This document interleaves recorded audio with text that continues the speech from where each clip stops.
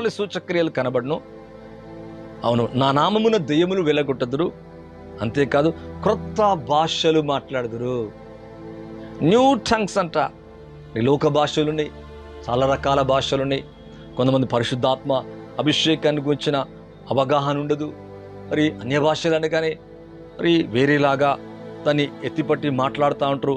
కానీ ఇక్కడ బైబిల్ ఏమంటుందంటే నమ్మిన వారి వలన మరొక సూచక్రియ కనబడుతుంది. ఏంట సూచక్రియ? క్రొత్త భాషలు మాట్లాడతారంట. మరి 14th చాప్టర్ కనుక మీరు 1 కొరింథీయులు 14 చదివితే భాషలతో మాట్లాడువాడు దేవునితో మాట్లాడనంట. భాషలు మరి దేని కొరకంటే మరి ఇక్కడ చూస్తే భాషలతో మాట్లాడు మర్మమును పలుకునంట.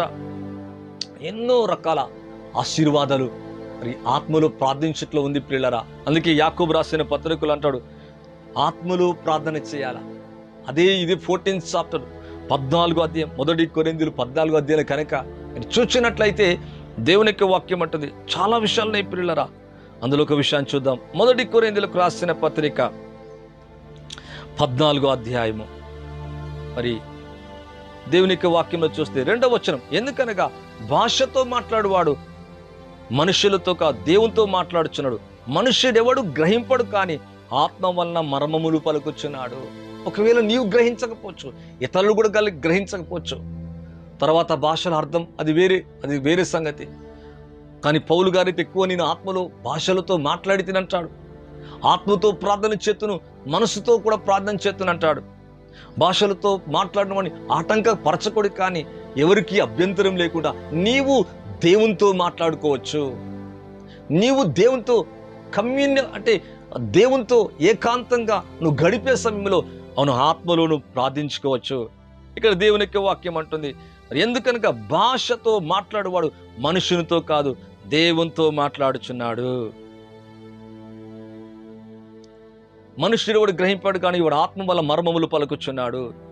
క్షేమాభివృద్ధియు హెచ్చరికయు ఆదరణ కలిగినట్టు ప్రవచించేవాడు మనుషులతో మాట్లాడుచున్నాడు. భాషతో మాట్లాడువాడు తనకే క్షేమాభివృద్ధి కలగజేసుకున్నాడు, కానీ ప్రవచించేవాడు సంఘమునకు క్షేమాభివృద్ధి కలగచేయను. ఓకే, ప్రవచించేవాడు సంఘానికి క్షేమాభివృద్ధి కలగజేస్తాడు. ముందు నీ వ్యక్తిగతంగా నువ్వు క్షేమాభివృద్ధి కలగచేసుకోవాలంటే ఆత్మలో ప్రార్థించాలా. దట్ మీనింగ్ క్రొత్త భాషలు మాట్లాడుతారని దేవుని యొక్క వాక్యం అంటుంది. మరి ఇక్కడ మరి 4వ వచనం చూస్తున్నా, ఇదే 14వ అధ్యాయం 15వ వచనములు కనుక చూసినట్లయితే దేవుని యొక్క వాక్యంలో ఒక మాట చూద్దాం ప్రియులారా. కాబట్టి ఆత్మతో ప్రార్థన చేతును, మనసుతో ప్రార్థన చేతును, ఆత్మతో పాడుదును, మనసుతో కూడా ప్రార్థన. అంటే ఆత్మలో చేయి, మనసుతో కూడా చేయాలంట. మనసు అంటే నీ వ్యక్తిగతంగా నీ తెలుగు, నీ ఇంగ్లీష్, నువ్వు ఏ లాంగ్వేజ్ని కలిగి ఉన్నావు దాన్ని నువ్వు ప్రార్థించినప్పుడు నీ మనస్సు ఫలవంతమవుతుంది.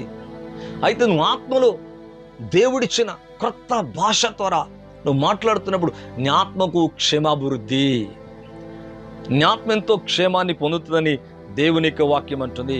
కనుక 2వ సూచక్రియ క్రొత్త భాషలు మాట్లాడుతారంట. మరి 120 మంది అందరు కూడా మేడగదిలో ఉండి విశ్వసించిన వారందరి మీదకి అపోస్తుల కార్యములు మనం చూస్తాం. వారందరూ దేవుని ఆత్మ చేత తాకబడగా, పరిశుద్ధాత్మతో నింపబడగా, వాక్కు శక్తి వారికి అనుగ్రహించిన కొలది అన్య భాషలు మాట్లాడసాగిరి. అందరూ కూడా ఒక దగ్గర ప్రార్థన చేస్తున్నారు. ప్రభు కనిపెట్టమన్నాడు, కనిపెడుతున్నారు. 2వ అధ్యాయం 1, 2, 3 చదివితే మీకు అర్థమవుతుంది. అప్పుడు వేగముగా వీచు బలమైన గాలి వంటి ఒక ధ్వని ఆకాశం ఉండి అకస్మాత్తుగా వారు కూర్చున్న ఇల్లంతా నిండెను.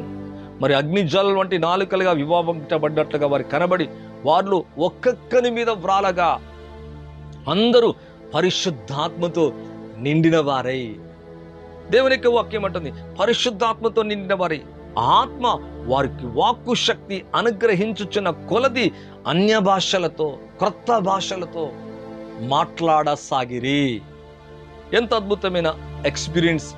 అవును, పెంతెకోస్తు అనుభవన అంటే ఇక్కడున్న ఈ మేడ గది మీద చక్కటి అనుభవాన్ని ఇస్తున్నాడు. శిష్యులందరూ ఆత్మతో నిండుకున్నట్టుగా వారికి వాక్కు శక్తి అనుగ్రహించబడిన ఆ పరిశుద్ధాత్మతో నిండిన వారి ఆత్మ వారికి వాక్కు శక్తి అనుగ్రహించుచున్న కొలది అన్య భాషలో మాట్లాడసాగిరంట. క్రొత్త భాషలో మాట్లాడసాగిరి. క్రొత్త భాషలు మాట్లాడదురు. అన్నోన్ టంగ్స్ అంట. ఎంత అద్భుతమైన కార్యం! అది నీ ఆత్మకు ఎంతో క్షమాభివృద్ధి. వ్యక్తిగతంగా ప్రార్థన చేసుకున్నప్పుడు ఎవరిని డిస్టర్బ్ చేయకుండా మీరు ప్రార్థిస్తున్నప్పుడు అది మీకెంతో దీవెనకరం, మీకెంతో ఆశీర్వాదకరం. అవును, ఈ రెండవ సూచక్రియ వెంబడించునని దేవుని యొక్క వాక్యం అంటుంది. అంతేకాదు, ఇదే దేవుని యొక్క వాక్యములో కనుక మనం గమనించినట్లయితే ఇందాక మార్కు సువార్త మరి 16వ అధ్యాయం 17వ వచనాన్ని ఇందాక నుంచి మనం చదువుతున్నాం. అంతేకాదు, మరి నమ్మిన వారి వల్ల మొదటిగా దయ్యములను వెలగొడుదురు, ఈ సూచక్రియ కనబడుతున్నంట. రెండవదిగా క్రొత్త భాషలు మాట్లాడుదురు. మూడవదిగా పాములను ఎత్తి పట్టుకొందురు. అంతేకాదంట, మరణకరమైనది ఏది తాగినా వారికి హానిచ్చేదు. అంటే నువ్వు ఊరికే వెళ్ళి నువ్వు పామును పట్టుకోమని అర్థం కాదు. సడన్లీ అటువంటి డెత్కు చూడండి. ఒక దినాన మరి పౌలు గారు అపోస్తుల కార్యములు కనుక చూస్తే ఒక చోటకి వెళ్ళి మరి ఒక దివి దగ్గరికి వెళ్ళినప్పుడు అందరు అక్కడ చలి కాచుకుంటున్నప్పుడు ఒక పాము అతని చేయిని చుట్టుకుందంట. చుట్టుకున్నప్పుడు దాన్ని వెంటనే విదిలించి మరి అగ్నిలో వేసినట్టుగా చూస్తున్నాం. అందరూ అనుకుంటారు న్యాయ దేవత ఇతను తప్పక శిక్షిస్తుంది, ఎక్కడి నుంచో తప్పించుకొని వచ్చాడు కనుక న్యాయ దేవత చూస్తుందని చెప్పినప్పుడు అది వెంటనే మరి దాన్ని తీసి అగ్నిలో వేసినట్టుగా చూస్తున్నాం. మరి అతనికి ఏమైనా వాపైపోతుందేమో, చనిపోతాడేమో, కొంతసేపు అయినాక చనిపోతాడేమో అని చూశారంట. కానీ ఏం కాలే. అంటే పాములను ఎత్తి పట్టుకుంటుందంట. మరి అపవాది సంబంధించింది చీకటిని, మరణకరమైన వాటిని నువ్వు ఎత్తి పట్టుకుంటావు దేవుని ఆత్మ ద్వారా. ఈ సూచక్రియ వెంబడించును, ఈ సూచక్రియ కనబడునంట.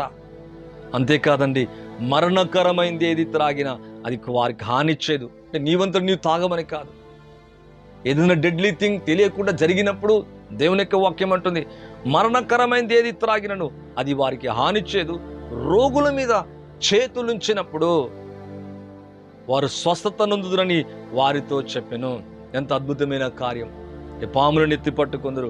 మరణకరమైనది ఏది తాగినా వారికి హానిచ్చేదు. రోగుల మీద చేతులుంచినప్పుడు అంటే నీ పరిశుద్ధమైన, నీ నిర్దోషమైన దేవుని రక్తములో నువ్వు కడగబడి, నీ జీవితము కడగబడి పరిశుద్ధ జీవితాన్ని జీవించినప్పుడు, మనం చేతులుంచినప్పుడు, ఇతరుల మీద చేతులుంచినప్పుడు రోగాలే కాదు ఆత్మతో కూడా నిండుకుంటారు, ప్రజలు తాకబడతారు.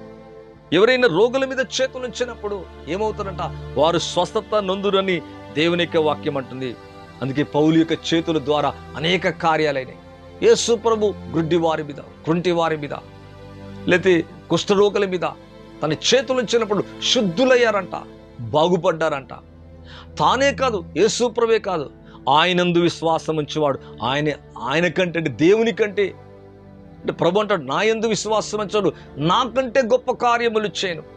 అంటే నువ్వు ప్రభునందు విశ్వసించినప్పుడు ప్రభు చేసిన కార్యాలే కాదు నీవు కూడా చేస్తావంట. ఇక్కడ అంటాడు, మొదటిగా దయ్యములను వెళ్ళగొడతారంట, రెండవదిగా క్రొత్త భాషలు మాట్లాడతారంట, మూడవదిగా పాములను ఎత్తి పట్టుకుంటారంట, నాలుగవదిగా మరణకరమైనదేది త్రాగినా, విషకరమైనదేది తాగినా ఎటువంటి హాని చేయదంట. ఎంత అద్భుతమైన కార్యం. అంతేకాదు, రోగుల మీద చేతులు పెట్టినప్పుడు, అంటే మన చేతులు పెట్టినప్పుడు వారు రికవర్ అవుతారంట, హీల్ అవుతారంట, వ్యాధిగ్రస్తులు బాగవుతారంట. వారి నింటి వారి మీద నువ్వు విశ్వాసంతో కనుక చేతులు పెట్టినట్లయితే వారు బాగవునుగాక, వారు విడుదల పొందునుగాక. ఒకవేళ దయ్యం చేత పీడింపబడితే నువ్వు యేసు నామములో గద్దిస్తే తొలగిపోనుగాక. ఒకవేళ తెలియకుండా మనం ఎన్నో చూస్తున్నాం, ఎన్నో ఆహార పదార్థాలు ఎంత కల్మషం, ఎంత విషపూరితం, మనం తెలియకుండానే ఎన్నో మనం తీసుకుంటున్నాం. ఏది కూడా హాని కాకుండా దేవుడు ఎంత అద్భుతంగా కాపాడుతున్నాడు. అవును ప్రభు, అటువంటి కృప, అటువంటి అభిషేకం మీకు ఇచ్చునుగాక. ఈ సూచక్రియలు ఎవరైతే విశ్వాసం ఉంచుతున్నారో, all the signs shall follow them believe. ఎవరైతే విశ్వసిస్తున్నారో వారి జీవితంలో ఈ సూచక్రియలు వెంబడించునుగాక, కనబడునుగాక. మీ జీవితంలో ఈ రోజు నుంచి కనబడునుగాక. దేవుని ఆత్మ ద్వారా ప్రవచిస్తున్నాండి, ఈ 5 కార్యాలు మీ జీవితంలో జరుగునుగాక. బలమైన కార్యాలు జరుగునుగాక. దయ్యాలు యేసు నామములో వెళ్ళగొట్టుదురుగాక. క్రొత్త భాషలు మాట్లాడుతురుగాక. మరణకరమైన వాటిని ఎత్తి పట్టుకుందురుగాక. విషకరమైనది ఏది కూడా హాని చేయకుండానుగాక. ఈ లోకంలో అపవాది నుంచి, సాతాను నుంచి, చీకటి నుంచి వచ్చే ప్రతిదీ, ఏ కీడు, ఏ హాని నీ కుటుంబానికి కానీ, మీ పిల్లలకి కానీ, నీ జీవితానికి కానీ ఏది కూడా హాని చేయకుండానుగాక. రోగుల మీద అవసరమైతే అప్పుడప్పుడు మన చేతులు, మన యొక్క అంటే మనకి ఇక్కడిది బాగలేదు అక్కడ మన చేతులు పెట్టుకున్నప్పుడు కూడా బాగవుతామండి. ఇతరులు బాగు చేయడమే కాదు, మనకు కూడా సమస్య కలిగినప్పుడు ప్రభా నన్ను స్వస్థపరచు, నాకు నెమ్మది అని ప్రార్థించినప్పుడు దేవుడు బాగు చేయగలడు. మరి ఇటువంటి కార్యం మీ జీవితంలో జరగాలని మనస్ఫూర్తిగా ప్రార్థిస్తున్నాం. అవును ప్రియులరా, ఇవన్నీ మీ జీవితంలో జరగాల. ఇక్కడ అన్నట్టుగా 5 చక్కటి విషయాలు చూస్తున్నాం. దయ్యములను వెళ్ళగొడుదురు, క్రొత్త భాషలు, ఏకాంతంగా ఆత్మలో ప్రార్థించాల. నా నామములు కొత్త భాషలు మాట్లాడతారంట. పరజనుల పెదవుల ద్వారా నేను వారితో మాట్లాడుతానంటాడు. నీ వ్యక్తిగతంగా వేరే వారిని డిస్టర్బ్ చేయకుండా. కొంతమంది చూడండి చర్చిలో మరి గట్టి కేకలు వేస్తూ, భాషలు మాట్లాడుతూ, ఇతరులను తొక్కుతూ, ఆ బైబిల్ని కింద పడేస్తూ, వారి వస్త్రాలన్నీ కింద పడిపోయి రకరకాలు చేసి ఇది దేవుడా దెయ్యం అన్నట్టుగా వారికి అర్థం కాక ఇతర మరి అన్యులు వేరే వారు కన్ఫ్యూజ్ అవ్వడానికి అవకాశం కలుగుతుంది. అటువంటి చేయదు, ఎంతో పొలైట్గా. అందుకే సమాధానకర్త అయిన నెమ్మదిగా నీవు దేవునితో మాట్లాడుకోవచ్చు, నువ్వు ఏకాంతంగా మాట్లాడచ్చు. నువ్వు మాట్లాడటం ద్వారా క్షేమాభివృద్ధి కలుగుతుంది, నీ ఆత్మకెంతో క్షేమం కలుగుతుంది, నీ ఆత్మ బలపడుతుంది, నీ ఆత్మ అంతరంగం శక్తి నొందుతుంది, అంతరంగం బలపడుతుంది. అప్పుడు చూడండి, మనం ఒక సెల్ వాడుతున్నప్పుడు ఆ సెల్ ఛార్జీ తగ్గిపోయినప్పుడు దాన్ని ఏం చేస్తామంటే మళ్ళా ఛార్జ్ ఎక్కిస్తాం. అలాగే మన స్పిరిట్లో మనం డిశ్చార్జ్ అవుతున్నప్పుడు, అనగా తగ్గిపోతున్నప్పుడు, ఆత్మలో శక్తి పొందాలంటే ఆత్మలో ప్రార్థించే వ్యక్తిగా ఉండాలా. అందుకు నీకు సాయం చేస్తాడు. అటువంటి ఆత్మ బలహీనతలు చూసి సాయం చేస్తాడంట. అంటే కొత్త భాష మాట్లాడటము ద్వారా నీ అంతరంగములో అభివృద్ధి నొందుతుంటావు. నీ మనసు ఫలవంతంగా ఉండదు, కానీ స్పిరిట్, నీ ఆత్మ అంతరంగం బలపడితే నువ్వు అన్ని విధాలుగా దీవించబడతావు. అందుకే ప్రియుడా, నీ ఆత్మ వర్ధిల్లుచున్న ప్రకారం నీ ఆత్మ వర్ధిల్లాల, నీ స్పిరిట్ వర్ధిల్లాల. నీ ఇన్నర్ మ్యాన్, నీ అంతరంగం ఎప్పుడైతే వర్ధిల్లుతుందో అన్ని విషయాలు నీవు వర్ధిల్లుతావు. మరణకరమైనది ఏది త్రాగినా హాని చేయదు. రోగుల మీద చేతులు ఉంచినప్పుడు బాగవుతారు పిల్లరా.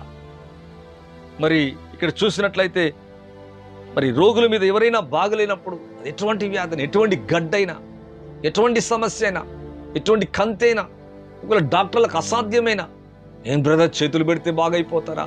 నిజమే, విశ్వాసంతో చేయి. మొదటగా అలా కనబడకపోవచ్చు, జరగకపోవచ్చు, విశ్వాసంతో చేస్తూ ఉండాలా.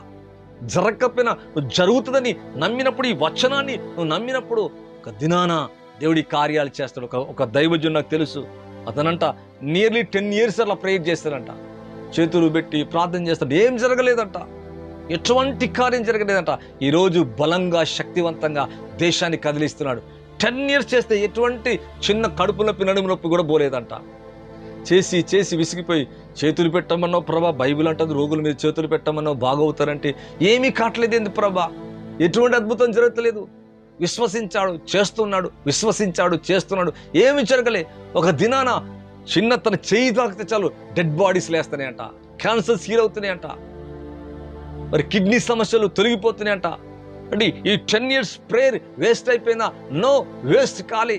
తన విశ్వాసం వేస్ట్ కాలే, చేస్తూ వచ్చిండు, రికవర్ కాలే, విశ్వాసాన్ని వదిలిపెట్టలే, అగైన్ చేసుకుంటా పోయిండు. 1 year, 2 years, 3 years, 4, 5, 6.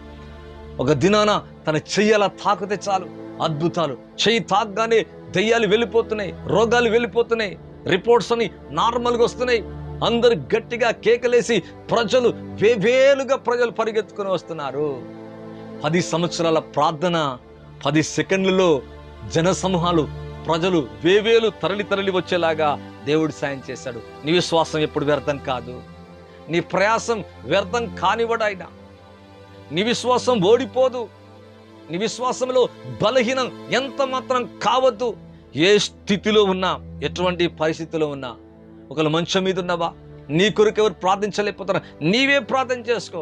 నమ్మిన వారి వల్ల ఈ సూచక్రియలు కనబడినట. ఈ 5 మీ జీవితంలో ఈ దినం నుంచి జరుగునుగాక. ఈ 5 యేసునామములో ఫాలో అవునుగాక. నీ కుటుంబంలో కనబడునుగాక, నీ పిల్లల జీవితంలో కూడా కనబడునుగాక, నీ వ్యక్తిగతంగా కనబడునుగాక. అవును, దయ్యాలు వెళ్ళగొట్టబడునుగాక, క్రొత్త భాషలు మాట్లాడుదురుగాక, పాములను ఎత్తి పట్టుకొందురుగాక, మరణకరమైనది ఏది త్రాగినా, డెడ్లీ థింగ్స్ లోపలికి ఏది వెళ్ళినా, ఎటువంటి విషకరమైనది వెళ్ళినా అది ఎటువంటి పాయిజన్ కాకుండా దేవుడు కార్యం చేయగలడు. అంతేకాదండి, నీవు మీ చేతులు ఇతరుల మీద పెట్టినా, నీపై ఉంచుకున్నా, మీ ఇంటి వారిపై ఉంచిన గొప్ప కార్యములు జరుగుతాయి, స్వస్థతలు కలుగుతాయంట. అటువంటి కృప, అటువంటి ఆశీర్వాదాన్ని యేసయ్య మీకు ఇవ్వాలని కోరుకుంటున్నాడు. మీ జీవితాన్ని దీవించాలని కోరుకుంటున్నాడు. అవును, ఇక నుంచి నీ విశ్వాసం మారిపోతుంది. ఎవరైతే నమ్ముతారో, నమ్మి బాప్తిజం పొందుతారో రక్షణ పొందుతారట. నమ్మిన వారి వలన ఈ సూచక్రియలు కనబడును. ఈ రోజు నుంచి 100% ఈ సూచక్రియలన్నీ మీ జీవితంలో కనబడును. ఇందులో ఏదో ఒకటి మీ జీవితంలో కనబడడం కాక, క్రొత్త భాషల, దెయ్యాలు వెలగొట్టడమా, అవును, మరణకరమైన తాగినా ఎటువంటి హాని కలగకుండటమా, రోగుల మీద చేతుల నుంచి అద్భుతమా, ఏదో ఒకటి మీ జీవితంలో తప్పక జరుగుతూ మిగతావన్నీ కూడా క్రమక్రమంగా జరుగుతాయి ప్రియులారా. అటువంటి కార్యం యేసయ్య జరిగించునుగాక. ప్రభు మిమ్మును మీ కుటుంబాన్ని సమృద్ధిగా దీవించి ఆశీర్వదించునుగాక. మరి కళ్ళు మూసుకుందామా, ప్రభుని అడుగుదామా, ప్రభా నా జీవితంలో ఇది జరగాల, నా ఇంట్లో ఇది జరగాల, నా పిల్లల జీవితంలో ఇది జరగాల. ఒక బ్రదర్ గారు ఇచ్చిన సాక్ష్యం, తన కుమారుడు మరి ఒక 17 years ఉంటాయి, వేరే కంట్రీకి వెళ్ళి చదవాలంట. వాళ్ళ కుమారుడికి ఇలా చెప్పిండంట, ఒక 3 రోజులు ఆగకుండా అన్య భాషలో ప్రార్థన చేయాలంట. మా పిల్లవాడు మరి ఒక 3 days అలాగే చేస్తారంట. చిన్నపిల్లడు 17 years పరిశుద్ధాత్మ నింపబడి అన్య భాషలో ప్రార్థన చేస్తారంట. ప్రతిరోజు చేస్తాడంట, ఎవ్రీడే చేస్తాడంట. అలా చేస్తున్నప్పుడు ఏమైపోయిందంటే 3 రోజులు కంటిన్యూటీగా చేస్తారంట. ఇప్పుడు ఫారెన్ వెళ్ళి చదువుతున్నాడు అబ్బాయి. ఎంత అద్భుతమైన కార్యం అనుకోవచ్చు. ఈ భాషలు నాకేం అర్థం కావట్లేవు కదా, అసలు నాకేం అనిపిస్తలేదు కదా, అసలు నాకేం జరిగినట్టు కనిపిస్తలేదు కదా. ఒక్కోసారి దెయ్యం, అపవాది అలాగే అనిపిస్తుంది. మనసు ఫలవంతంగా ఉండదు. అపవాది అంటది, ఏంటి నువ్వేం మాట్లాడుతున్నావు నీకే తెలియదు, నీవేం మాట్లాడుతున్నావు అంటది, వాటి వల్ల ఏం ఉపయోగం లేదంటది. తెలుసు దానికి ఎంత ఉపయోగమో.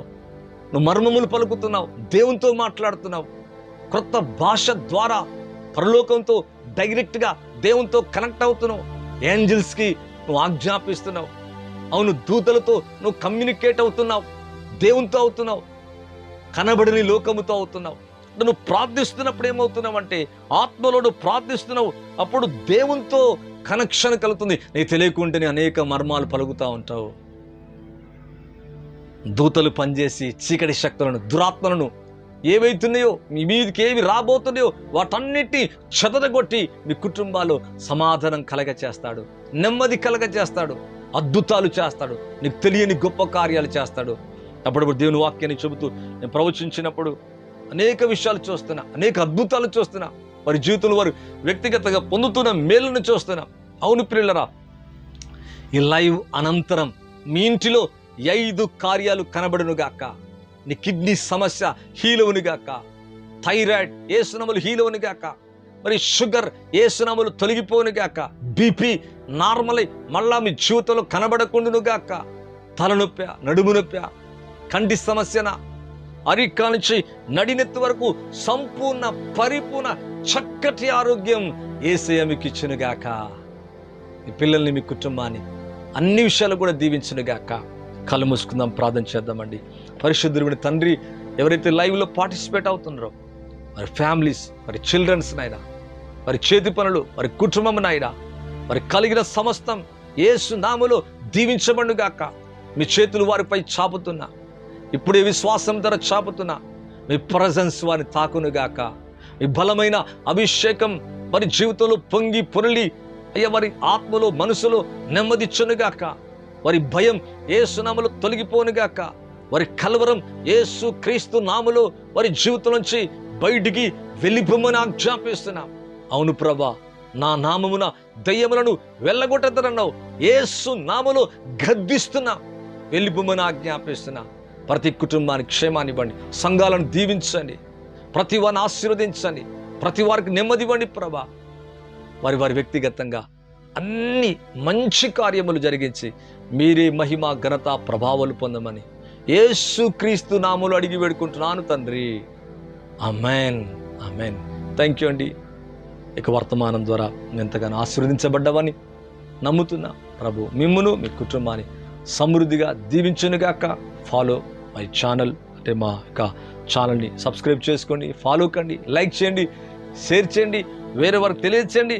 ప్రభు అన్ని విషయాలు కూడా మిమ్మును మీ కుటుంబాన్ని ప్రభు నిండారులుగా దీవించి ఆశీర్వదించునుగాక. Thank you. God bless you all. Praise the lord.